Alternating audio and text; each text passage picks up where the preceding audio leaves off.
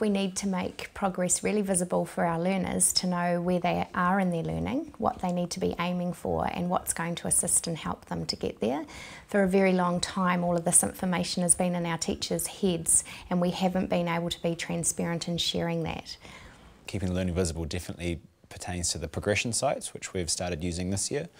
We started using them in a paper form, which is basically the NZC curriculum mapped out in certain steps, but we've gone on to the use of Google Sites. So each learner in the hub has their own Google site in which maths, reading and writing are mapped out in a series of progressions. It's a way to see where we're at in our learning and like what we know and what our next steps are in our learning. It breaks down the big steps into small bite-sized steps so that they can see the whole thing, but they can also see just a little bit ahead in terms of what their next step is in an achievable step. We can give them all of these prompts and everything that we do as teachers, but if they don't choose to be part of the solution, then you're not going to make that accelerated progress that you really want to make. And part of that for us is those small chunks, giving them small, manageable, accomplishable steps so that they feel like they've succeeded builds the confidence.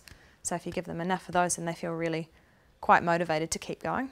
It sort of maps the journey a little bit and it puts the locus of control far more in the hands of the learners themselves. It's also a key scaffold for us as teachers because it means we've got a really clear progression in ensuring that when we're designing the learning for our learners that we are hitting the mark. It serves as a diary of learning of sorts, able to sort of track changes. Oh, you know, we looked at this last week, we looked at this last term in our maths concepts, you know.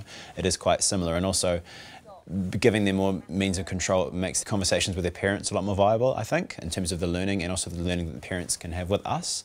They love it. The parents love the lens into actually what is happening in the classroom every day. By the learning being really visible and the progressions being online, the children can link up evidence of their learning, so there may be a direct link through to their writing, which the parents are shared into, and it's a really rich experience for the parents. We want to make our progressions understandable no matter who you are, whether you've been in the education context or whether you're outside of it.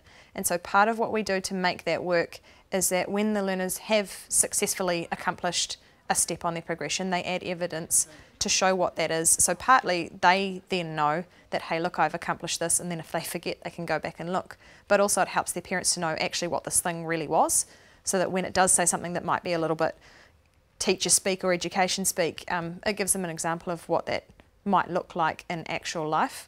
Being so transparent, there's a higher trust that is building so that we're not expecting parents to be in that space all the time, but if they so choose, they can.